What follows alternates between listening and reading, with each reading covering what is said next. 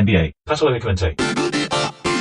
Señoras y señores, bienvenidos a otro episodio de este podcast en el que solíamos hablar de la NBA, pero ahora no hay NBA y nos arreglamos de alguna u otra manera para hablar de básquetbol en cuarentena. En este caso vamos a hablar, obviamente, del primer y segundo episodio, de los primeros dos episodios de The Last Dance, el documental de Michael Jordan y los Chicago Bulls en esa última temporada que estábamos esperando y que finalmente fue estrenado en Latinoamérica este lunes. Estoy con Miguel Ángel Dobrich, que es quien me acompaña generalmente en este episodio, en este tipo de episodios, en el episodio de Dos Civiles. ¿Cómo estás, Miguel? ¿Qué tal? Feliz de poder hablar con vos y de poder compartir esta especie de fogón post-documental que se puede ver en Netflix Latinoamérica, que está a la mano. Si no lo vieron, acérquense. Un documental que ya tiro no tuvo nada revelador para alguien de 40 años. No, nada, y a mí me pareció en los primeros dos episodios pasteurizado. Vi un Jordan controlado. Digamos que ya desde el primer momento, de todas maneras a mí me genera una felicidad y una excitación especial este documental y estoy metido en ese clima y he conseguido conectarme emocionalmente con el momento, ¿no? Porque también por una cuestión etaria habla de nuestra juventud. Totalmente de acuerdo. A mí me hizo plenamente feliz. Si hubieran estado los 10 episodios, los hubiera visto de corrido. Todo felicidad. No voy en contra de la felicidad, no voy en contra de lo valioso que es en esta sequía contar con esta celebración, porque es una celebración de los Bulls. No solo de esta última danza, de este último baile, como denominó Phil Jackson, a la última temporada que van a compartir juntos, sino de todos los Bulls y de Michael Jordan, que hay algo que no es menor en este documental, es que Jordan tenía el Final Cut. Tenía voz sobre qué se iba a exhibir y qué no en el documental. Eso dice todo. Sí, absolutamente todo. Y una de las declaraciones más llamativas, o por lo menos que más enfatizaron previas al documental de Michael Jordan, fue esta cosa de no sé cómo me va a ver la gente. Es el temor de él a ser visto como un tirano psicópata, como lo que era básicamente, ¿no? Entonces, ese cuidado, esa pasteurización que ha venido a ser confirmada por declaraciones, por ejemplo, de B.J. Armstrong, que dijo, sí. No, eso no. Después le preguntaron y dijo, no, esto no es para nada representativo de lo que eran ni los entrenamientos, ni los partidos, ni el día a día con Jordan. Era muchísimo peor que eso que se vio en pantalla. Si este va a ser el tono, está muy light. Eso fue lo que dijo B.J. Armstrong. Y me parece que todos nos dimos cuenta de eso, que hay una especie de representación muy amable de lo que era ese destrato permanente de Jordan a su alrededor, porque creo que todos entienden que es lo máximo que puede tolerar una audiencia actual. Totalmente de acuerdo. Es fundamental eso que vos recién subrayabas. Tenemos que tener en cuenta que este documental sale apuntado a los jóvenes streamers. Por supuesto que llega a la gente de la generación X y de la generación anterior, pero tienen que pensar que un gran corte del público que va a ver esto son jóvenes que jamás vieron a los Bulls, que jamás vieron a Jordan a vivo, y entonces se está reedificando este mito y se está contextualizando, y eso nos resulta redundante. Y como decías bien, si se mostrara el nivel de violencia que tiene la alta competición, saldrían totalmente horrorizados estos millennials y los jovencitos de la generación Z que se estén acercando al documental. Como si estuvieran viendo totalmente una guerra desde dentro de las trincheras. No están preparados para ver las barbaridades que puede llegar a decirle Michael Jordan a sus compañeros, a los dirigentes, a la gente que pasa por ahí, el destrato que puede llegar a tener con todo el entorno. Que además, por supuesto que son las partes que yo más disfruto, porque como nosotros estamos hechos en el siglo XX, pero quedamos parados en el siglo XXI, nosotros somos una generación que tenemos una contradicción espantosa, porque nos armaron para el siglo XX, pero arrasó el siglo XXI. Yo disfruto especialmente de ver el destrato de Jordan al resto. Cada pequeño guiño de destrato al mundo me resulta fascinante, admirable y celebrable. Lo festejo como si fueran dobles, como si fueran jugadas maravillosas. Hay un par de escenas que me gustan especialmente. Hay una que es que él está manejando todos los micrófonos de la conferencia de prensa, entonces le empiezan a preguntar, es en el episodio 2, le empiezan a preguntar por Scottie Pippen. Bueno, va a haber un montón de spoilers, ¿no? Es bastante evidente, me parece que no necesito ni aclararlo, ¿no? En este diálogo que vamos a tener. Y Y entonces se le están preguntando por Scottie Pippen, que está lesionado, pero que arrancó a toda polémica el año porque él le tiró unos palos a Krause dijo que estaba dispuesto a traspasarlo, en fin, todo un melodrama que había alrededor de Scottie Pippen y le está hablando después del primer partido, segundo partido, no importa, y le empiezan a preguntar por Scottie Pippen y dice, bueno, ¿de qué vamos a hablar? Dice, ¿vamos a hablar de Scottie Pippen o vamos a hablar del partido? Les dice, después de la segunda pregunta. Todo con una sonrisa en la cara hermosa, ¿no? La sonrisa esa como pictórica de Jordan, ¿no? Tiene como una sonrisa yocondesca, pero bien hecha, digamos, ¿no? En ese sentido Jordan. Y hermosa descripción, me gustó lo de yocondesca. claro, tiene esa sonrisa perfecta. Pero con los ojos inyectados en sangre, ¿no? O sea, tiene los ojos del asesino. O sea, es muy, muy de pesado que dijo y eso. Les dice, ¿me van a preguntar por esto? ¿Me van a preguntar por Scottie o me van a preguntar por el partido? Bueno, no, un poco de las dos cosas, le dice el reportero, que se le anima a Jordan, una cosa que no podías hacer en 1997, y Jordan le dice, bueno, pero para preguntar por Scottie puedes hablar con Scottie, no tiene sentido que me lo preguntes a mí. Bueno, sobre el partido, there we go, le dice él. Y ese momento me pareció genial porque es él dominando de manera elegante, pero tremendamente violenta a una manada y explicándoles que no va a suceder nada que él no quiera que suceda ahí adentro y que no van a incomodarlo ni un segundo. Él va a ser el que ponga las reglas de la relación que tienen ahí y lo va a hacer de manera estricta y nítida.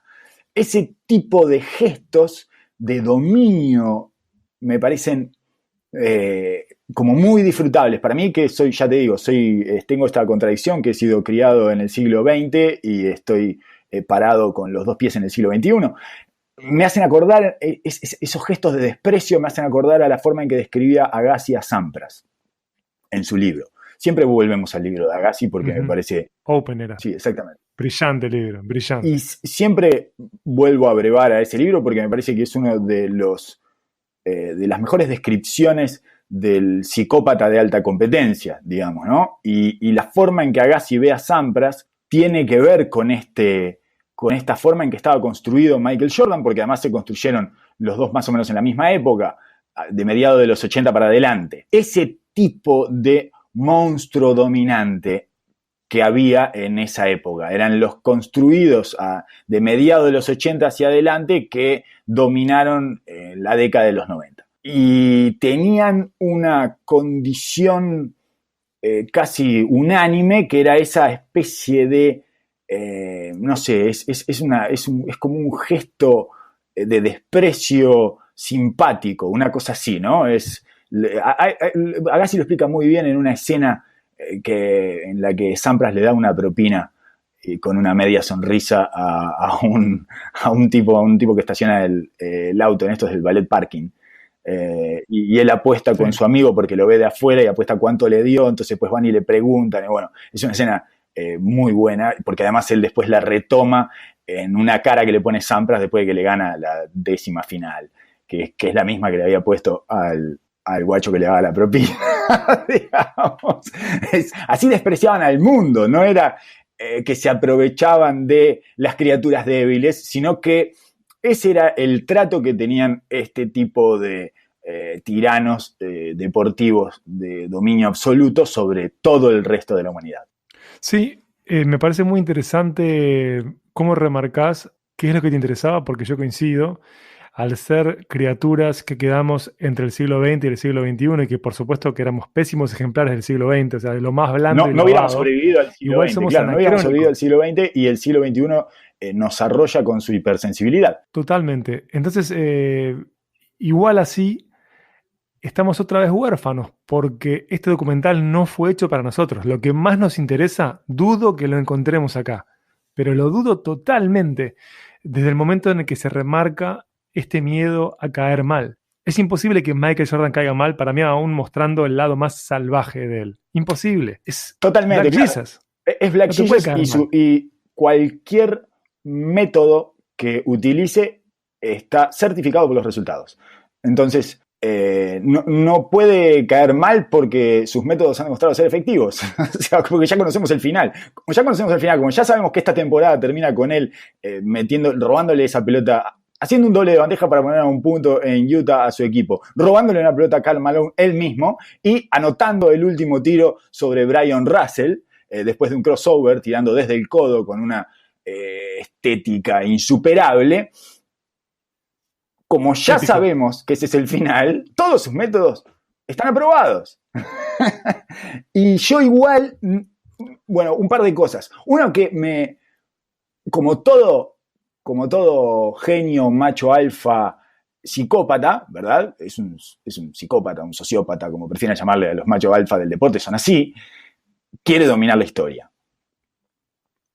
Por lo tanto, está completamente esculpida por Michael Jordan esta historia que vamos a ver, y eso siempre va en desmedro de lo que a mí me hace disfrutar. Es como cuando Kobe nos quería contar toda su historia y la narraba él. Bueno, me gustaría ver algunas cosas que salgan de su control, un poco, para poder disfrutar justamente de eso que él puede llegar a considerar un lado B, pero que a mí me parece parte de su riqueza como este tipo de monstruos inalcanzables para nosotros.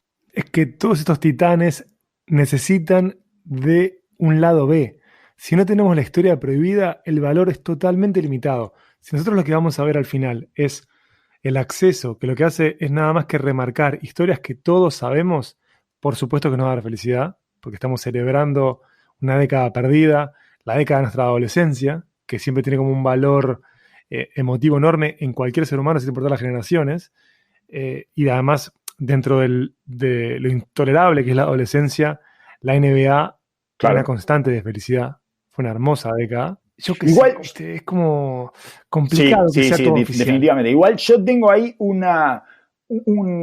plus de disfrute, un plus de satisfacción, como un extra que no tenía en ese momento, porque yo en ese momento lo padecía a los Bulls. Yo no quería ganar a los Bulls. Y por lo tanto ahora lo puedo ver desde una tranquilidad y mansedumbre de la vejez, instalado en mis 40 años y disfrutando de Michael Jordan, que siempre en tiempo real tuvo la doble condición. Yo lo disfrutaba y lo padecía. Me parecía fascinante, admirable, pero quería que perdiera y nunca perdía Michael Jordan. Porque eso me parece, yo trataba de explicarle la otra vuelta a un amigo que no está para nada dentro de la NBA y es consumidor de básquetbol bastante casual y nuevo. Me decía, ¿por qué Michael Jordan es mejor que LeBron James? ¿Por qué es el mejor de toda la historia?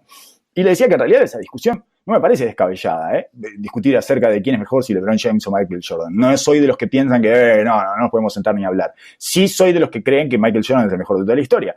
Y le decía, trataba de explicarle que el dominio que tuvo Michael Jordan en esa década es incomparable, porque el tipo en la década del 90 llega a 6 finales de 8 temporadas que juega, básicamente. Después del 91, después de que llega por primera vez, la única temporada que no llega a las finales estando él en la NBA, o sea, y no estando en la liga de béisbol, es la temporada que vuelve muy cerca de los playoffs, esa temporada queda fuera con Orlando, pero después llega a las finales 6 veces en 7 y gana las 6. Y no solo eso, sino que gana de a 3 campeonatos seguidos, lo cual es increíble. Y después este último campeonato, que es sobre el que se centra el documental, es aún más complejo, porque es un campeonato que arranca con el equipo con anuncio de coma. Exactamente, el GM comunica, voy a deshacer este equipo, el técnico con el que vos querés jugar, Michael, no va a estar más,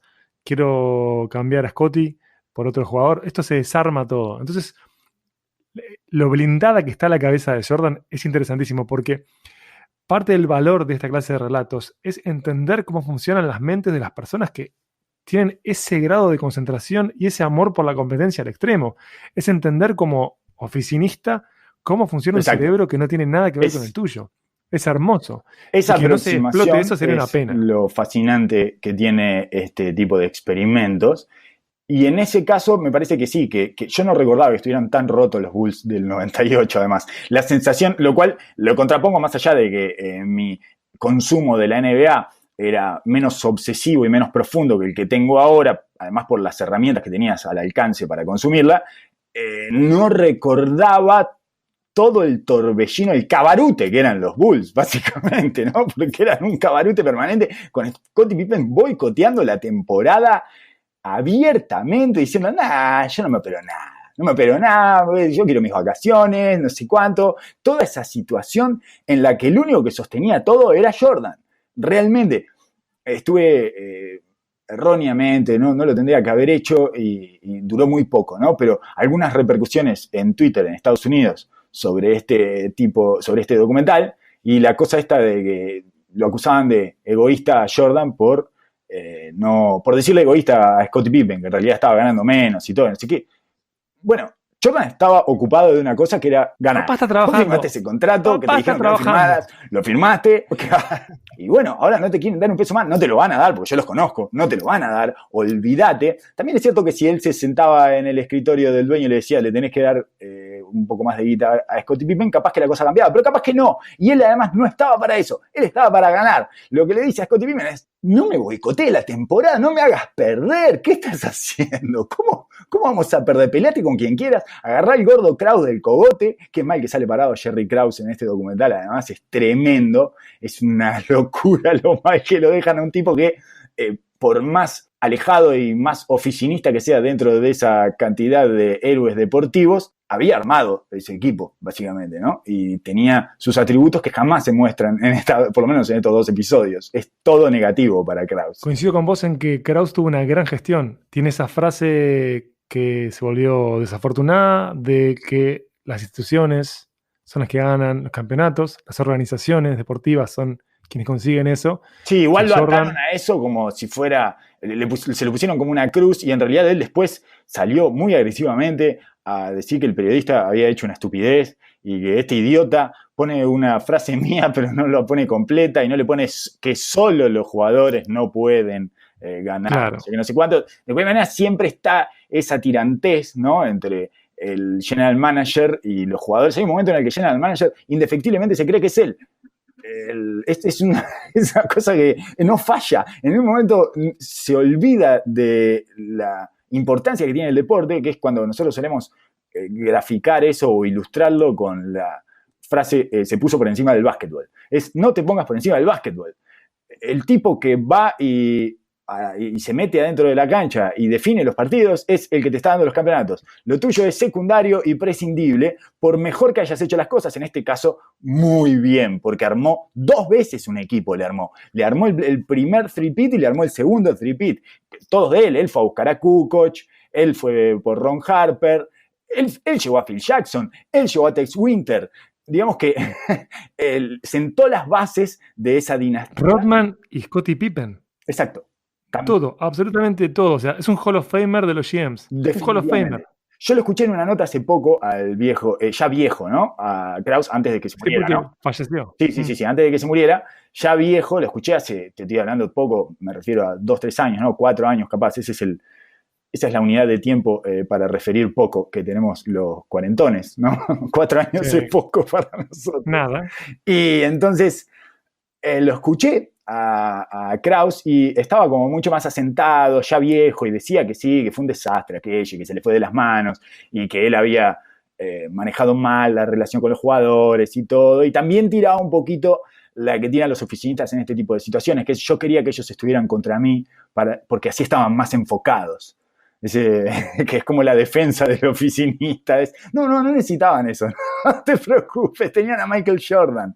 Lo increíble es que estando así de rotos y así de expuestos, porque estaban muertos y se veía, por lo tanto el resto de la liga tenía que oler sangre ahí, así todo, Jordan sostiene esa temporada con los primeros 35 partidos sin Scottie Pippen, con Rodman, que lo vamos a ver en los próximos episodios porque ya te lo adelantan diciendo yo me quiero ir de vacaciones en la mitad de la temporada. Ese tipo de situaciones permanentes y todas las piezas desencajadas, y por ahí en un momento, en algún pasaje, Jordan las consigue unirlas, porque es él, básicamente, la respuesta a todo esto. Es la dificultad que hay para salir 3 veces campeón, en 2 oportunidades, habiendo vuelto del béisbol y todo, y en esta estamos en el último tirón de la última vez que ya sabían todos que era un equipo que no iba a existir más. Bueno, lo hemos visto repetidas veces ese problema, y las cosas en general terminan con un dramatismo espantoso, como pasó con Golden State. Hace poco leía unas declaraciones de Draymond Green que hablaba de, por supuesto le echaba toda la culpa a Kevin Durant, ¿no? Acerca del... Yo vi el video, me quedé en shock. Porque el gordo no puede reconocer nada, ya está. Asumía algo, Draymond. Asumía todo algo. Eso, el elefante, el gran elefante en la sala, digamos, porque lo que él dice es, el problema era que él, como no había firmado el contrato, ese elefante estaba en la sala, digamos, la expresión esa de, había un problema acá que nadie mencionaba y que yo lo explicité. El problema fue explicitarlo. Claro. ¿No entendiste los códigos de los adultos? Cuando hay un gran problema en la sala, lo que hacemos todos es, de alguna manera... Para adelante. Exacto. Unirnos y dejar a ese problema, obviar ese problema, dejarlo que solo habite en nuestras cabezas, pero que nunca se explicite. Y lo explicitaste de la peor manera porque dijiste las palabras que no podías decir, que es, nosotros podemos salir campeón sin vos. Es lo único que no se le podía decir a Kevin Durant. Le dijiste eso a KD. Y se lo dijiste ante las cámaras, además. Hiciste todo un circo enfrente de las cámaras, porque puedes haber tenido también el mismo desacierto en el vestuario, y no era lo mismo, pero lo que hiciste después fue marcar una tortura, porque en cada entrevista post partido saltaba todo el tiempo eso. Y ¿qué vas a hacer, Kevin? ¿Qué vas a hacer ahora? Se lo quisiste decir públicamente. Quisiste que todo el mundo escuchara cómo vos le decías a KD, nosotros ganamos sin vos, no te precisamos. Por lo tanto, rompiste el último hilito que le quedaba a ese cable para seguir siendo un cable y no un cable y un pedazo de otra cosa suelta por ahí. En definitiva, eso es lo que no pasó con los Bulls y eso me parece que es lo que vamos a ir averiguando a medida que transcurra el documental para saber cómo mantuvo esas piezas juntas, porque hasta donde estamos en el episodio 2 termina con Pippen pidiendo el traspaso directamente. Sáquenme, no quiero jugar más acá. Y me gusta igual cómo va recrudeciendo el trato despectivo, casi carcelario con Jerry Krause. Esa cosa que le empiezan a hacer sentir el físico, le empiezan a hacer sentir que es un gordito oficinista y que es enano, exacto, que eso está todo el tiempo. Todo el tiempo, permanentemente. Viste que me gusta mucho una que Jordan le tira cuando pasa y dice, ¿vas a tirar bandeja con nosotros hoy? ¿Querés que te bajemos el tablero? Le dice, dice antes de un partido ahí en el túnel. Y claro, se empieza a aumentar el volumen de ese destrato y llega un momento en que Scottie Pippen, que es un Robin resentido, resenti-Robin, digamos, resentovin, le podríamos llamar, que está bien que Robin sea resentido, además. Por supuesto, juega mejor. Tiene mucho sentido, además, tiene mucha lógica de construcción del personaje, un Robin resentido. Porque se lleva amigas, porque todo el mundo habla de Batman, porque él cobra mal, nadie le reconoce todo lo que le debería reconocer, porque verdaderamente es fundamental, es una pieza insustituible, y sin embargo... No hay mejor ejemplo que el de Robin, porque Robin añora ser Batman. Exacto. Y en el caso de Scottie, lo raro de esta temporada, bueno, de esas últimas temporadas, es que Scottie pudo ser Batman y no lo fue. Tuvo ese periodo, ¿no?, en el que fue dominante, pero no pudo ser Batman. La escena tremenda donde todos nos enteramos que no podía ser Batman, de Phil Jackson poniéndole la última pelota a Tony Kukoc y... se quema y sabotea al equipo. Interesantísimo eso, y que veas de vuelta cómo se repite de modo más grande ahora. Exacto, por eso Jordan no se lo perdonaba. Por eso Jordan le decía, ¿qué estás haciendo? ¿Otra vez? Esa era la forma en que reaccionaba Scottie Pippen. Era una forma, un reflejo de él ante la frustración y ante el menoscabo del entorno. Cuando sentía que no lo estaban respetando lo suficiente, saboteaba al equipo directamente y rápido, inmediato. Y bueno, eso, Jordan, lo único que no te va a aguantar es que lo hagas perder. Y básicamente, si no juega Pippen, las cosas se ponen tremendamente cuesta arriba. Esa escena que todos conocemos, en la que termina Tony Kukoc metiendo el doble que le da el triunfo a los Bulls en playoff, está contada en algún otro lugar, creo que es en un libro, en el libro de Jordan, en una biografía de Jordan, en la que Jordan ve ese partido, está viendo ese partido por televisión. Está con su biógrafo. No, yo eso no lo sabía. Yo vi videos sobre eso, pero no tenía la perspectiva de Jordan. ¿Y qué es lo que pasa? Y Jordan lo está viendo ese partido y dice, después de que pasa eso, dice, pobre Scottie, nunca va a ser el uno. No. Sí, ¡No! claro. No, no puede ser. Eso no puede ser verdad. No puede ser verdad. Eso que Sí, sí, sí, sí, sí. salió Sí, al aire. eso lo escuché en una nota al viejo que escribió el libro de Jordan, que es el mismo que escribió el Uy, ya libro sé, de Lazenby. Lazenby, Lazenby. exactamente. No lo puedo creer. No sabes cómo me Sí, sí, sí, horroriza sí, sí, esto. claro. Porque así era el nivel de destrato que tenía Jordan con Pippen. Parte de esa reacción de Pippen es con Jordan también. Porque es, sí, vos cada vez que hablas públicamente decís que vos sin mí no sos nada, y no sé qué, pero después no me defendés nunca. Digamos, es como hay una reacción, porque Robin finalmente si está resentido, tiene que estar resentido con Batman, no solo con el comisionado. No tiene sentido estar resentido solo Sí. con el comisionado y con todo el pueblo de Ciudad Gótica. Yo lo que quisiera saber es cuán positivo fue Jordan en los contratos con Nike. No, quisiera saber si no hubo apoyo desde otros mercados, porque me pongo a pensar y Scotty fue una de las caras de Nike, o Nike, como quieran decirle, y también como Jordan fue una de las caras de los lentes Oakley, que eran lentes Sí. muy Y que importantes no en los tiene nada que ver 90. con Charles Oakley, que Entonces, también aparece en este documental en los primeros 2 episodios y que es maravillosa su aparición porque es el matón que defendía a Jordan. claro, la relación entre Jordan y Oak es increíble, altamente disfrutable. Hay 100.000 videos en YouTube en los que se recorre eso, se cuentan anécdotas. Son compañeros de póker, además, son muy amigos hasta el día de hoy. Y ahí también se ve lo genial que fue Jerry Krause cuando decide sacar a Oakley para que hubiera capacidad de traer a Horace Grant, a Scottie Pippen, Cartwright, ¿no? sí, sí, sí, claro, armar un equipo mucho más Exactamente. complementario para Jordan y además sacarle el matón del lado, sacarle las Sí, muletas. pará. Sí, y Jordan además admite que fue un acierto. Ahí te das cuenta que, che, está todo bien, o sea, es mi amigo, pero esto es para ganar. Y para ganar era mejor Exacto. esto otro. Hay que hacer cosas antipáticas a veces para ganar y bueno, le sacaron sus muletas afectivas, que era Charles Oakley, y además era un punto de seguridad. Hay una imagen muy buena que es Charles Oakley pegándole en la cara ante las cámaras a Scottie Pippen como rookie. Ese video está en YouTube, hay más metraje de eso y es atroz. Porque hay un momento que no se ve en el documental en el que Scotty se violenta, en el que quiere aguantar Rookie. por ser este rookie. Hay un trato militar, estás obligado por el rigor de tu condición a maltratar al novato. Listo, no, son reglas Totalmente. inapelables. Y ese reino Esa, de la selva, ese reino de la selva. O sea, vos respetás la jerarquía, tenés que cobrar y hay un momento en el que vos dejás de ser rookie y si estás como igual, el más fuerte gana.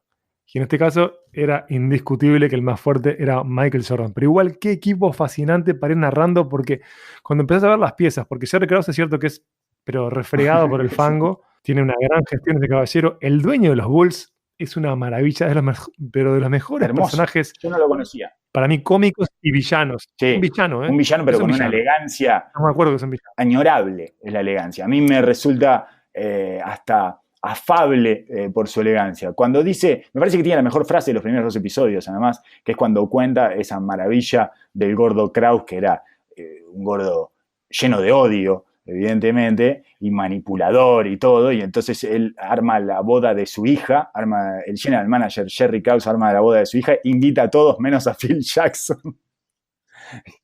y No, lleva a su increíbles. nuevo pollo de DT. Es gracioso porque hay como una cierta ingenuidad de ese gordo también. Era manipulador, pero a su vez era muy Totalmente. ingenuo. Vos pensás que le vas a imponer a un grupo de personas de más de 2 metros las cosas que van a suceder en su vida y le vas a imponer un técnico. Estás completamente loco. Y entonces, cuando no lo invita a Phil Jackson y se genera esa situación como de, ve, que armó una emboscada este gordo, o sea, dejó a Phil Jackson afuera y quiere sacarlo y no sé cuánto, y le preguntan al dueño de los Bulls, y el dueño de los Bulls tiene una frase maravillosa que es, bueno, no sé, a mí cuando no me invitan a un casamiento, me pone muy feliz. que es una frase que además de compartida por nosotros, digamos, Totalmente. es Una verdad. Una verdad universal indiscutible. de gente adulta. Yo qué sé, estamos entre gente adulta. ¿No le Sí. invita al casamiento? Bien por Phil, que no fue invitado al casamiento, que no va a tener que ir al casamiento de la hija del gordo, que nadie quería ir al Totalmente. casamiento de la hija del gordo, que debe ser horrible además la hija del gordo. Debe ser espantosa, se debe haber casado con un Sí. psicópata que evidentemente vio la ventaja y aprovechó el camino. Todos Sí. estamos seguros de que vamos a ver esa mentira. Y no quiero ir. Esa es la parte que no dice el dueño, pero que todos podemos inferir que está pensando. Nadie quiere ir al casamiento de la hija del Sí. gordo. Nadie quería ir al casamiento de esa muchacha de 1,40 m atractiva para ninguno. Entonces... Sí.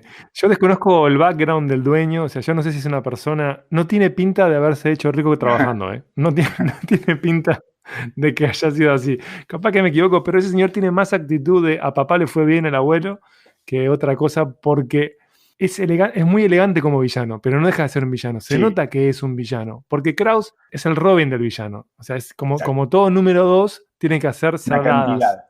Pero al final, claro, el máximo de los villanos es el dueño. Y esto no es una cuestión como ridículamente marxista. Es porque además es el que juega ese fino juego de caminar por el pretil, haciendo chocar a todas las partes, a todas las piezas y embarrándose a todos, y él siempre sale inmaculado. Es altamente sospechoso que él siempre salga inmaculado. ¿Por qué no echaste al gordo Krauss? ¿Por qué no echaste a Phil Jackson? ¿Por qué no dirigiste al gordo Krauss? Vos olvidate de echar a Phil Jackson. En definitiva, después es el que sale a salvar a Pippen, digamos, es el que impide que traspasen a Pippen en ese verano antes de la última temporada, antes de Last Dance. Y tiene que ver también con el último contrato de Phil Jackson, él. O sea, él fue al final el que logró el último contrato de Phil Jackson. Él es siempre un salvador. Él es la última carta, lo cual siempre me hace, salvador. Por lo menos, no sé, me hace pensar o me hace hipotetizar que jugaba muy bien sus cartas el hombre. Por eso digo que tiene una elegancia que a mí me resulta conmovedora y hasta amigable, hasta añorable. Pero escúchame, ¿no te pareció fascinante cuando el loco les aconsejaba no firmar el contrato a las personas que firmaba? Brillante. Increíble. Excelente. La persona que te va a contratar te dice, no firmes ese contrato. Te está proponiendo ese contrato y te dice, no lo firmes porque es peor para vos. Escúchame, yo vi eso, claro. Ya lo abracé para toda mi vida. Si el día de mañana firmo a alguien, lo voy a hacer, ya te lo digo. Me pareció excelente y después era, y después no me vas a romper los huevos con hablar de esto de vuelta. Lo firmaste y ya está. Yo te lo que digo que es una mala opción. Si soy el dueño de una mega empresa, me voy a comportar así, seguro. Con ese falso compañerismo, con mis empleados avisándole que le estoy haciendo firmar un contrato que no les conviene. No, sos mucho más talentoso que eso. Scotty, estás loco. Es muy largo. Es muy largo este contrato. Claro, está muy largo. Quedás atado a mí una cosa por 7 años. Un detalle interesante del contrato de Scotty es que tuvo una gran reacción en las redes, ¿no? Pobre Scotty, no me acuerdo cuánto era, 18 millones de dólares. Acá se contaba por qué lo había firmado Scotty. Y de repente llega el tweet de la mujer de Scottie Pippen. ¿Lo viste? Tranquilos, por suerte a Scotty le fue bien después. Y ella agarraba, no sé en qué medio fue que publicaron, que Scotty tuvo muy buenos acuerdos posteriores con Portland. Rockets, ¿qué es lo que pasa? También Portland. Es lo que te dio Jordan y es lo que te dieron esos Bulls. Es lo que decía Steve Kerr, que por supuesto siempre es el más sensato de todos y el tipo que apunta al lugar exacto y preciso y de la manera más simple además. Siempre lo explica de la manera más simple y menos pretenciosa. Es, sí, mi vida dentro de la NBA no existe sin Jordan. Mi vida dentro de la NBA hubiera sido completamente otra. Desde el día 2 que estuve con Jordan hasta el día actual. O sea, no hubiera sido comentador de televisión, comentarista. No hubiera sido comentarista de televisión, no hubiera dirigido a los Golden State, no hubiera pasado nada de lo que pasó en mi vida. Todo lo que sucedió post-Jordan es gracias a Jordan. Es buenísimo eso. Y es buenísimo que aparece también en estos primeros 2 episodios cuando le hacen una nota a Kerr, de joven, durante la etapa de los Bulls, y le pregunta, bueno, ¿qué tienen estos Bulls? Que no pueden perder y todo. Y yo creo que tenemos a Michael Jordan, le dijo, y puso su sonrisita habitual, diciendo, me parece que te estoy diciendo una novedad, pero vos la precisabas. Ahí va. Sí, siempre lúcido, ¿no? Siempre lúcido. Él sabe qué decir, te tira el bocadito, cumple con la televisión. Brillante. Ahora, Steve Kerr está haciendo un podcast de emergencia, no sé si sabías, en el que dialoga con otros coaches. Increíble. Está saliendo por The Ringer. Discúlpenme que haga un chivo de otra cadena, pero no puedo evitarlo porque soy pro Steve Kerr siempre. En donde él habla, o sea, quieren juntar dinero con este podcast para ayudar a los Estados Unidos en el contexto del coronavirus. Y contaba que cuando él se decide a ser técnico, porque él antes de ser técnico venía de su carrera en la televisión y anteriormente fue que también estaba en los Phoenix Suns. Lo primero que fue general manager. Exacto. Él fue el general manager de los Suns de D'Antoni, la última época de los Suns de D'Antoni. Exacto. Entonces, cuando él se decide a dejar su carrera en la televisión y ser técnico, porque es una decisión que toma él vuelve a su vieja agencia de representación, que tenía justo a otro atleta que se está dedicando a representar a futuros coaches y coaches, y le dice, bueno, invitemos a otro coach a que te reciba en su cuadro, porque no voy a ni conjugar el verbo yo cuando estaba hablando recién, lo lleva a un equipo de fútbol americano y que recién había ganado, y le preguntan, bueno, ¿hacia dónde quieres ir como coach? Bueno, tengo esta estrategia ofensiva y defensiva. No, no, no, no, no. Eso no es relevante. Vos tenés equipo profesional que se va a encargar de eso. ¿Cuáles son los valores que son como inamovibles? Los valores que tienen que definir lo que sea que hagas. Andate al hotel, volvé mañana y me contás cuáles son esos. E increíblemente, uno de los valores que termina marcando como el ADN de lo que hace él es la felicidad jugando. Él dice, yo quiero que el equipo que dirija recupere la felicidad infantil. El loco enfatiza eso, la felicidad de cuando eran pendejos, compitiendo, y tengo la suerte de que el líder de los Golden State Warriors encarnan allá naturalmente eso. Y era increíble justamente cómo compartir ese tipo de cosas, porque vos tenés que definir qué es importante en tu equipo de trabajo y qué no, porque por ejemplo, te llega tarde un jugador al ómnibus del equipo. Es algo que va a definir qué tipo, o sea, tu relación con él. sí. ¿Se castiga, no se castiga? Y ahí Phil Jackson, volviendo al documental de los Bulls, es increíble, sobre todo en el contexto de Scottie Pippen, pero también para administrar a Rodman, para invitar a otros jugadores que lo siguieran un par de noches de parranda para no perderlo. Tenía un modo de conjugarse con cada uno de ellos, y el haber sido un atleta retirado y el haber sido también Exacto. un gran fumón místico, Lo le que jugó totalmente a favor. Digamos que lo que terminaba de unir y de amalgamar todo eso era su humo místico, que también se precisaba porque con eso era con lo que él suponía le terminaba de entrar a las cabezas blindadas como las de Michael Jordan. Y de hecho, queda bastante probado de que le entró porque Michael Jordan no quería jugar bajo las órdenes de ningún otro director técnico en su vida. Para mí, quienes hemos leído los libros de Phil Jackson, es muy difícil creer en Phil Jackson. Me imagino que en ese contexto funcionaba más su tipo de humo que en el contexto actual, y por eso a mí no me llega de esa manera. Pero o capaz que es muy estadounidense, capaz que es muy americano, muy toda la parte esa de los indios, Cherokee, no sé qué es lo que le mete él, y las comunidades. Carlos, lo tiene Silicon Valley, eso. Todo el sector empresarial siempre tiene a popes místicos. Es un país que cree, es un país religioso, en donde conviven múltiples religiones. Y en este caso, este caballero tuvo la habilidad de ir mezclando toda clase, un sincretismo bolichero. Igual entiendo que a fue totalmente ideal. Yo lo querría echar. Claro. Saquen al gran jefe triangular de acá, ya, urgente. Yo lo traje, yo lo he hecho. Me parece que tiene sentido.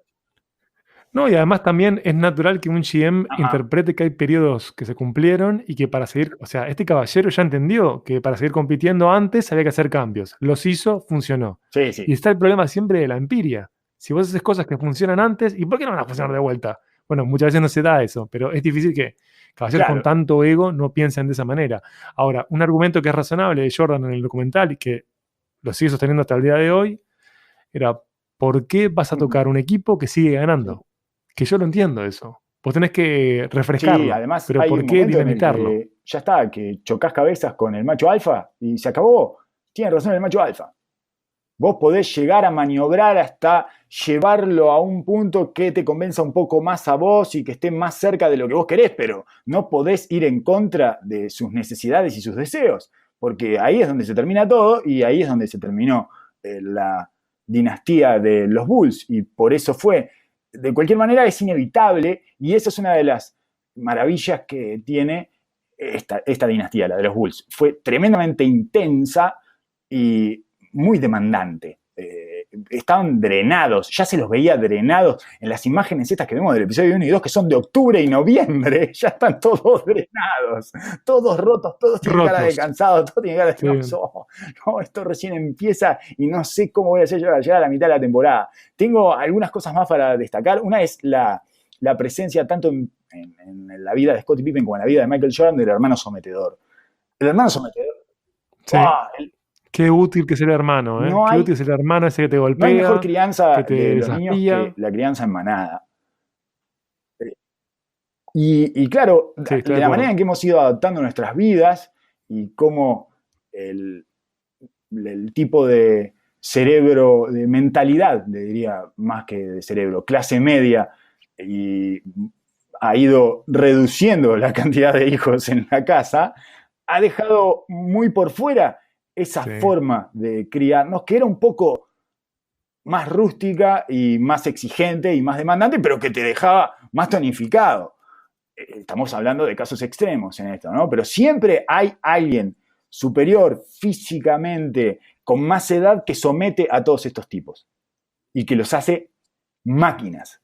En este caso, lo de Jordan además tenía el agregado que el padre era maravillosamente hijo de puta y El detalle ese es todo, es todo. No, andate, andá, vos no servís para esto, tomátela de acá. Michael Jordan, dolido, veterano, dolido, contando todavía dolido, dolido, cómo lo despreciaba dolido, su padre ¿cómo era eso? y favorecía a Larry, que era, me parece que era Larry al que favorecía. Él habla de Larry, que era el que también le ganaba Sí, sí, era jugando Larry. al básquet 1 Era contra 1. Larry. Era ahí donde Jordan quería ir a tomarse su revancha. Él quería ir a la cancha para ser mejor que Larry, y Larry no solo le ganaba, sino que además, si le ganabas, te tenías que pelear, te tenías que trompear, porque Larry te trompeaba. Sí. No podía perder sin agarrarse a piñas. Entonces vos tenías que tener las ganas infinitas de superarlo y aceptar las consecuencias inmediatas que tenía eso, que es, no me digas que después de ganarte con lo que me cuesta siendo tu hermano menor, me tengo que agarrar a trompada. Trompada, señor, trompadas. Acá, cuando usted gana, cobra. Lo hizo profesional. Claro. Entonces, es espectacular porque el deseo, la forma de esculpir el deseo de ganar es perfecta.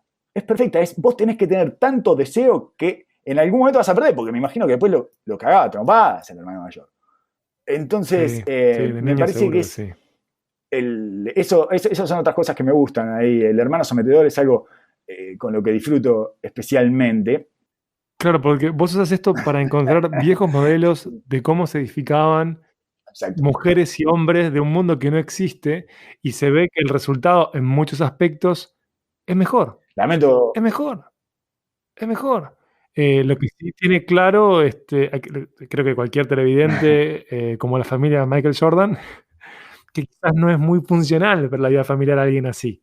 Es funcional Exacto, para y que ganar, estamos para viendo arrancar en todo corazones. caso una situación, un individuo que ha llevado hacia el extremo monstruoso eso. Pero en pequeñas dosis, yo me imagino que debe hacer bien. Es lo que yo me imagino y en realidad nunca lo vamos a poder comprobar porque nunca más se va a volver a ese tipo de roce infantil, a ese tipo de relaciones un poquito más ríspidas de lo que podemos permitir ahora. Yo no lo puedo permitir eso, yo no lo podría permitir con mis hijos. No, no te parecería injusto. ¿Qué haces? ¿Perdiste? ¿Cómo lo vas a pegar? ¿No? Si vas el No, argumento ahí totalmente racional, pero lo que tenemos que pensar es que esa generación era una generación que estaba en la calle con los padres laburando. Y cuando estás en la Lord calle, of o the tu madre capaz que Flies, estaba en la Lord of the casa, Flies, el señor de las no moscas. veía eso. Cuando los niños ponen sus Claro. propias reglas, se Pero mira, vuelve todo brutal, se vuelve todo carnívoro. Exacto. porque se vuelve a la esencia del ser humano ahí. Yo recuerdo siempre la anécdota de un compañero mío, de un amigo, que vivía en un edificio en Malvin y todos los amigos de él eran más grandes. Y había un momento en que lo surtían casi a diario y él en la desesperación iba a tocar el timbre. Mamá, mamá, me está pegando fulano, me no sé Le qué. cortaba el Bueno, portero manejate, eléctrico. plac, y la madre, plac, cortaba. Lógico. No sabes lo que Lógico. es hoy. Un señor. Es un señor. La madre lo forzó a manejarse, un señor que se fue a ir a otro país, que salió Está adelante, cerrado para vos. self-made man, se hizo solo, un Esta señor. embajada está cerrada para vos. Este consulado no te va a recibir. Salí y hacete respetar en el lugar en el que estás viviendo. Yo tengo un amigo Exacto, y si se pierde, se pierde. cuyo ¿Qué vas a abuelo hacer? Es le así la decía, vida. si vos volvés llorando, yo te voy a pegar mucho más fuerte del que te pegó el que está afuera, y terminó siendo un poco violento. Es un exceso es un poquito excesivo. Y tiene eso. Terminó siendo... No. Tiene eso, tiene eso. Es que este tipo de cosas generan violencia, eso hay que admitirlo. O sea, si vos crees en una sociedad no Lo que pasa es violenta, que bueno, ese camino equivocado. Sí, definitivamente, pero en además, el deporte después se tendríamos que precisa de discutir otra violencia. cosa muchísimo más difícil de discutir, es que si vos querés una sociedad no violenta, ¿es posible eso? Porque la hipersensibilidad que se maneja ahora también es muy violenta. Entonces, quiero decir, la violencia me parece que Extremadamente violenta. preexiste. Esta es un tipo de forma de conducir la violencia que llevamos adentro todos los individuos. Y uno obviamente simpatiza más con las del siglo Sí, XX, pero sí, porque sí, sí, sí. pertenece a ese siglo, nada más, sí. Y porque además Afinidad, admiramos, crecimos las admirando a todos personajes conoces. forjados por ese tipo de situaciones. Entonces, y Jordan es uno de los más, probablemente el más representativo. Estoy pensando, me tranqué porque empecé a pensar en la... No puedo dejar de ver a Oprah gritando, el atleta más famoso del Sí, planeta. sí. Eso me encanta, eso me fascina esa imagen. Estaba en el tráiler y apareció en el episodio, no la puedo dejar de ver haciendo eso.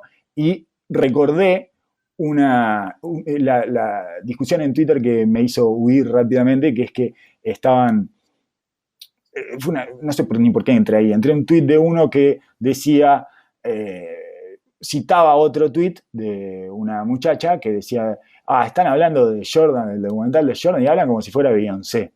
Y entonces alguien la había citado como diciendo, imagínate pensar que Beyoncé es más famosa que Jordan. Y atrás de ahí vienen todos los acólitos de Beyoncé a decirle que es más famosa que Jordan, lo cual es una estupidez.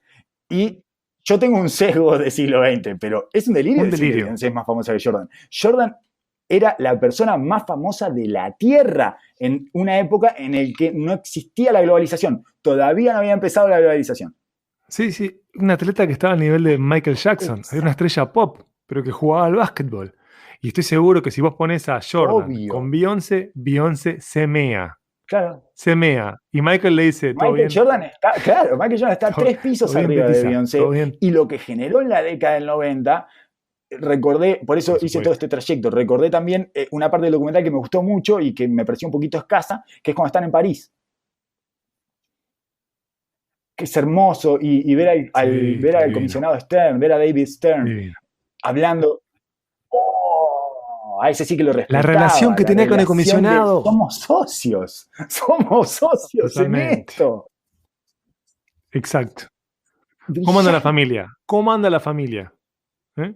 Y hay Pregunta antes de entrar al yo, vestuario. yo ¿Aquella? admiro ¿Cómo está? profundamente al ¿Todo bien? comisionado ¿Todo en Stern, me orden? dolió su muerte. Esa es otra de las cosas que pasó esta temporada, por eso te digo que es la peor temporada de la NBA de la Sí, historia. Mire, se nos murió el comisionado Stern, después se sí, murió Kobe, estamos huérfanos, sí. estamos absolutamente huérfanos. Por eso, exacto, por eso necesitamos ver No, al un mundo sin Mesías de orden. vuelta, Estamos por en un eso mundo sin necesitamos ver a orden. Black Jesus. Y Totalmente. Hay que creer en Michael algo y tiene que haber un Jordan, sheriff en este David caos. Stern comenta de su viaje a Francia, dice, sí, fuimos a Francia y era un delirio, dice, la gente estaba estallando y Michael se puso una boina francesa, porque es Michael, y me encantó mucho el porque es Michael. Porque podía hacer cualquier cosa, porque era el puto papa. Sí, sí, sí. No había manera de que Sí. alguien le cuestionara algo de lo que hiciera Michael Jordan. Y la gente deliraba. Y sí, Michael se puso una buena francesa y la gente deliraba. ¿Qué vas a hacer? Si era Michael Jordan. Y a mí me parece que yo he hecho mucho en falta al comisionado Stern. Me- Sí, sí, sí, sí. Es un liderazgo activo. Parecía de micromanagement, ¿no? Lo que hacía. Él estaba en absolutamente todo e hizo Hay crecer y cambiar la liga. O sea, no existiría la liga una que tenemos hoy muestra sin él. muy llamativa que salió en casi todas las noticias y todo que hablaron de este documental, de la mano del comisionado Stern. Porque el comisionado Stern está en todo este documental a pesar de que aparezca mínimamente salpicado. Es las anécdotas de Jordan de su llegada a los Bulls y el cocaine circus itinerante. Eso es lo que cambió el comisionado Sí, Stern. Así era la NBA de los 80. Eran unos rotos. Eran todos unos rotos que no... sí, sí. Gente que, una persona sana se tomaba una birrita y se fumaba un pucho después del partido. O sea, estamos Exacto. hablando que Y lejos ese la gesto de historia ser un esa que cuenta profesional. Jordan de él, rookie, entrando al cuarto donde estaba todo descontrolado y había Mm. porro y había cocaína y había mujeres, sí, no sé cuánto, y él diciendo, no, creo que si hacen Mujeres. una redada acá, yo quedo metido en todo esto. y diciendo, bueno, estoy por las mías, me parece que es la mente de un psicópata, que no se puede dar tiempo, que tiene unos planes tan ambiciosos que es, yo no me voy a dejar arruinar mi megaplan de dominar el Sí, mundo por estos giles, estos bobos que están haciendo por estos todo giles. esto pensando que el mundo se termina mañana y yo, que voy a ser dueño de todo esto, me voy a meter en esta fiesta de mediocres. Bueno, es muy interesante cómo encara él tomar las riendas del equipo. Estamos hablando de un En un pendejo que momento no en que todos lo termina terminaban. su ciclo educativo en la universidad, que se va como, claro, él se va a jugar a los Bulls y dice, bueno, el modo de dominar acá, porque no tengo voz, porque soy un rookie, es a base de imposición física, a base de imposición de juego. Y termina alineando a todos En 2 a semanas. base de dominio. En 2 semanas Es que increíble. es Son es lo métodos de... que también se ve que era Claro, 2 semanas se el queda joven con Jordan todo. demoraba 2 semanas, porque te acordás que fue lo que dijo James Worthy acerca de North Carolina. Dice, y yo fui mejor que Michael durante 2 semanas. 2 semanas Sí. era lo que demoraba en demostrarle a todos que era el equipo de él. Ese era el joven Jordan que se devoraba el mundo en 2 semanas. En 2 semanas vos lo ponías en cualquier contexto y Michael Jordan se los devoraba a todos y a las 2 semanas estaban todos bajo sus órdenes. Es una maravilla eso. Me resultó fantástico. Es una maravilla, sí. Y aprecio pero muchísimo que te tenga a vos del otro lado para que encuentres estas Dos simetrías, que se me semanas. había pasado, pero es Dale dos cierto. semanas Este a joven Michael, acomoda todo en dos al Michael de semanas, 20 años, vos le garantizado. dabas 2 semanas y él se hacía cargo de todo. Cuando volvías ya estaba todo ordenado de acuerdo a como él lo quería. Eso me parece genial y ¿No te resultó, cambiando de tema rápidamente, fascinante que le hicieran decir a Larry Bird que lo ya mismo que dijo en la leímos, conferencia de prensa después de que Jordan dominara y que ya, perdieran los Bulls? Repite yo de lo viejo recuerdo, 1000 veces, pero se lo trataba hacen de repetir en conectarme cámara. con, cuando escuché eso y vi esa parte, me puse a pensar, ¿hace cuánto yo escuché esa frase? No cuántas veces porque es incontable, pero ¿hace cuánto? ¿Cuándo fue la primera vez que yo escuché esa frase? Y yo Sí. calculo que fue, alguien me la dijo, un adulto me la dijo en el 86, una cosa así, 87. Yo debía tener 6, 7 años a reventar cuando escuché por primera vez esa frase que me la dijo un adulto, creo yo que fue el esposo de mi madre, que era fanático del básquetbol, y que me decía Ujú. que me pinchaba con que Jordan era mejor que Magic, y yo Bueno, yo cuando te conocí a vos de adolescentes, vos totalmente, sostenías que Magic era obvio, mejor que sí, Jordan y claro, para por mí era desde el supuesto, no dolor, podía, por eso te digo pero que lo lo sostenías. padecí, y ahora tengo otro tipo de contacto, un contacto mucho más disfrutable y sano y satisfactorio para mí, porque no estaba con esa tensión del Sano. resentido de no, ahí viene Jordan de vuelta a demostrarme. Sí, claro, a demostrar. Bueno, las finales del 91 para mí fueron A romper todo. dolorosísimas. Y yo estaba convencido porque Magic tenía esa cosa del equipo y no sé cuánto, y tenía todo un sustento muy, ¿cómo llamarlo? Falsamente filosófico. Sí, falsamente filosófico y colectivista voluntarista, Colectivista. digamos, ¿no? Claro. Que además es mentira, porque Magic Mm, también era una superestrella y por lo tanto también tenía un comportamiento individualista casi inherente a este tipo de genios del deporte. No, por no, no se puede supuesto. esperar, por más colectivo que sea, yo qué sé, quizás la imagen o el ejemplo más trascendente de eso es Tim Duncan. Y yo me imagino que en un punto Tim Duncan hay un lugar en donde, bueno, soy yo, o sea, Sí. necesita manejar, ordenarse él primero e imponer él para después poder repartir lo que requiere el resto. Y cualquiera que haya visto a Tim Duncan, sobre todo en sus primeros años en la NBA, sabía que demandaba muchísimo de la pelota y del juego para que pasara todo por él, lo cual tenía sentido, pero bueno, en definitiva, ah, habla de eso, de la necesidad de que estos tipos tienen de expresar su individualidad. Y bueno, yo tenía toda una construcción, sí, en la que Magic era mejor que Jordan, y es una estupidez, es una estupidez. Entonces a este amigo, creo que empezamos hablando de esto, ¿no? A este amigo que es un consumidor casual de básquetbol, yo trataba de explicarle por qué Jordan Sí. era el mejor de la historia, y le decía que hay algunas cosas intangibles. Y una de ellas es ese dominio asfixiante. Y y de una noción generalizada de que no puede pasar otra cosa acá adentro que no sea Jordan saliendo con la victoria. Y de él diciéndonos y diciéndole a los que iba a someter que lo sabía. Esa cosa de anunciarlo. Claro, yo creo que LeBron James no tiene eso, por ser de otra generación también, porque es otra forma de dominio, pero además porque su dominio no es tan implacable. Y ahí empieza una cosa intangible, obviamente, porque me puede decir, no, pero porque los compañeros, o no sé cuándo, lo que sea, ¿no? Ahí las discusiones se van ramificando. Pero hay una suerte de dominio con su mera presencia que no tiene. Y además, mete la última, Michael. La mayor parte de las veces mete la última. La mayor parte de las veces la tira él. El otro día estaba mirando las estadísticas de... es como una especie de super clutch, ¿no? Que es los puntos para cambiar, para ejercer un swing en quién gana el partido, ¿no? Las anotaciones. Y Michael Jordan tiraba más del 50% de las pelotas de su equipo en esas circunstancias. Y LeBron James tira un 38 o 40, una cosa así. LeBron James la pasa. En general, o muchas veces, es la jugada que requiere el momento del partido y lo hace bien y hace lo que tiene que hacer. Además, teniendo en cuenta que no tiene un mid-range tan letal como el que tenía Michael Jordan. Entonces, está bien lo que hace, pero no tiene ese último toque del dominio del tipo que te pone el fatality, ¿no? Sí, pensemos en Cleveland, pensemos en LeBron con Kyrie. Y Wade y la Ray bola Allen, que queda marcada en la memoria de todos es la de Kyrie. Tienen pelotas importantísimas. También hay tiros de Kerr y de Paxson, y hay tiros de otros, pero no tenía esa... Sí. Claro, pero no tenía ese nivel de esto lo termino yo. Y además, sus historias son increíbles.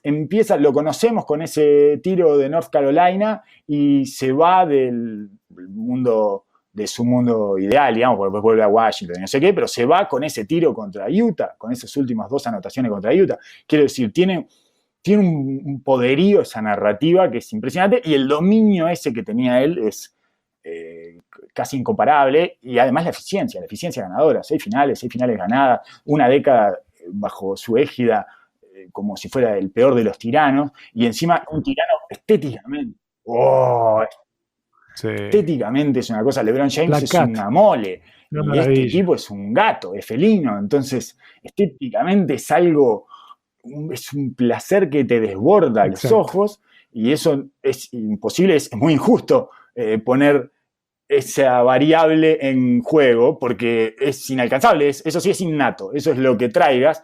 ¿Qué haces con el envase que traes? Y bueno, está, pero así funciona el deporte. Es justamente, totalmente, es qué haces con el envase que traes. Bueno, ese envase... La vida funciona así. Es insuperable también, no creo que aparezca un mejor envase que ese. No, y además yo estaba pensando en esto que pasamos por arriba porque no es parte del documental, de que Jordan se retira por segunda vez tras ganarle a Utah en esta temporada, que es sobre la que hace foco The Last Dance, y después él vuelve con los Bullets, los actuales Wizards, el cuadro de Washington, ya pensando en comprar el cuadro. O sea, es una decisión indiscutiblemente empresarial. O sea, a Jordan lo que le falta para redondear su mito es ganar hoy en día con los Hornets. Todos sabemos que eso es imposible, porque los dioses del básquet no lo van a permitir, porque si te dieron tanto dentro de la cancha no te van a dar nada afuera. Ahí podemos explicar lo de Kerr quizás, ¿no? No tenía un rol tan dominante, fue ganando, Danny Ainge también. Danny Ainge ganó dentro de la cancha y ganó afuera. Kerr también ganó, pero te quiero decir, Kerr no era el alfa. O sea, Kerr es un ganador, es una locura la carrera ganadora que tiene. Una locura. Para mí la contracara de Jordan en ese sentido es Jerry West. Sí. Los dioses del básquetbol te torturaron adentro de la cancha. Y una vez que saliste de la cancha, no paraste de ganar. Si hay un alma torturada, es Jerry West, sí. Claro, no hay nadie a los que los dioses del básquetbol lo hayan torturado más adentro de una cancha. Le hicieron perder 9 finales con Boston, no sé. Es una cosa espantosa. El loco sigue admitiendo que tiene pesadillas sobre eso. Una persona llena de anillos. Nunca se lo va a sacar de la cabeza. Llena de anillos y que cada vez que prende la NBA se ve a él. Es el lobo. O sea, toca en su aplicación, abre su celular y está él. Es increíble. Es una figura fundamental y después de que salió de la cancha no paró de ganar cada vez que se sienta en una oficina, hace ganar a esa franquicia. Pero vos querés ganar adentro de la cancha. Y adentro de la cancha lo torturaron los dioses del básquet. Para mí el anti-Jordan es Jerry West. ¿Cómo me gusta este juego que parece de la película esta Unbreakable, ¿no? Él es el Samuel L. Jackson de Bruce Willis. Exactamente, sí, Jordan es Bruce Willis y tiene una risa parecida. No, es una estrella de Hollywood, tiene todo, es una estrella pop Jordan, es increíble, no hay un fenómeno similar, no lo hay, o sea, Kobe es lo más parecido de verdad, pero también porque hubo un esfuerzo de Kobe por ser un copycat, porque le copió hasta la manera de caminar.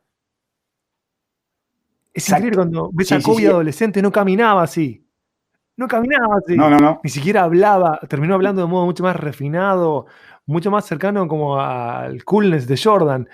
Este documental, que tiene 8 episodios por delante, que se va a poder seguir viendo todos los lunes por Netflix, bueno, nos deja con las ganas de que haya más, de que por favor no sea nada más que para millennials y jóvenes de la generación Z, para niños. Esperemos que vayamos a, lo voy a poner en términos técnicos, a la cacona, a los secretos, a la pudrición que hacía que esta gente rindiera más. Porque acá se ve como lo mínimo, ¿sí? Cómo sienta un poquito a Scotty Burrell, ¿no? Yo que sé, en París. No puedes festejar esto. Este premio McDonald's no es un premio. Esto no cuenta. Y no me toques. Claro. ¿Quién es usted? No me toques. Usted es negro, pelado, pero usted no está en mi categoría. Claro, lo mira así y me dice, no te conozco. La verdad que no sos parte de... No integrás mi dimensión. Estoy en otra dimensión. ¿Te diste cuenta que estoy en otra dimensión? Todo eso con una mirada. Claro, es increíble eso. Y quisiera también ver qué pasa con los alrededores de Jordan, ¿no? Porque qué pasa con Tony Kukoc, ¿no? Un jugador que era el jugador europeo, ¿no? El loco, o sea... No, y que además era el ahijado de Krause. Por eso lo trataron tan mal en esos Juegos Olímpicos del 92. Porque Krause había estado 3 años yendo a Croacia para traer a la yugoplástica, para traer a Tony Kukoc. Y hablaba de él y cada vez que volvía hablaba mejor de él. Y les decían, no sabes lo que hay allá. No saben lo que estoy viendo yo. Porque en esa época, además, no lo podías ver. Claro. Y lo enterraron. Fueron a maltratarlo. Sí, era de transmisión oral. Sí, tanto que parece que sus compañeros croatas en los Juegos Olímpicos del 92, en Barcelona, le decían, ¿qué le pasa a esta gente? Estos no son tus compañeros, le decían. Y Pippen y Jordan estaban rabiosos, queriendo... Hay un par de entrevistas a Tony Kukoc hablando de ese partido que son muy graciosas, porque fue el primer partido, no es la final, sino el primer partido que juegan, que no la tocó, no la pudo tocar porque lo cagaron a piñas. Entraron a reventarlo a trompadas a Tony Kukoc. Sí, fue en el documental del Dream Team, si no me falla la memoria, cuando se hizo el aniversario. Es una maravilla todo eso. Pero bueno, me interesa la perspectiva de Tony, que además Tony cuando se va para allá quería aprender, nutrirse de Jordan y se come la ida de Jordan a jugar al béisbol. Quisiera saber, escuchar más a Ron Harper, porque Ron reinventa su carrera con los Bulls y la vida tiene estas desgracias que uno termina conociendo algunas de esas figuras y nosotros en diferentes instancias estuvimos también con Ron Harper. Lo cual es inverosímil, totalmente inverosímil. Como ya hemos contado en este podcast, tuvimos la chance de conocer a Alonzo Mourning, de compartir una cena con él, con Gary Payton. Con Ron Harper yo no comí. Vos comiste con Ron Harper, yo no estaba, yo estaba de viaje. Con Gary Payton que nos dijo que era más difícil defender al Pippen que defender a Jordan. Sí, totalmente. Sin que le temblara el pulso. Mirándonos a los ojos, hablando con boca torcida, gángster, tranquilazo. Por supuesto que a nadie se le ocurrió ponerle una coma a eso. No. Yo en ningún momento ni siquiera manejé ni lúdicamente dentro de mi cabeza discutirle eso, de ninguna manera. Corté mi colita de cuadril y me la llevé a la boca. Claro, Gary, por supuesto, como vos digas, Gary, todo lo que vos digas. Este es su show, Gary. No. Este es su show. Yo no soy nadie para... Usted es el hijo de Mr. Mean. Claro, yo no le voy a preguntar. Este blanquito oficinista no le va a venir a cuestionar nada, olvídese. Y menos al lado de su señora, Gary. Respeto siempre. Siempre. Menos al lado de su señora. No quiero ni que usted me odie ni que me surta, ninguna de las dos cosas. No, por supuesto.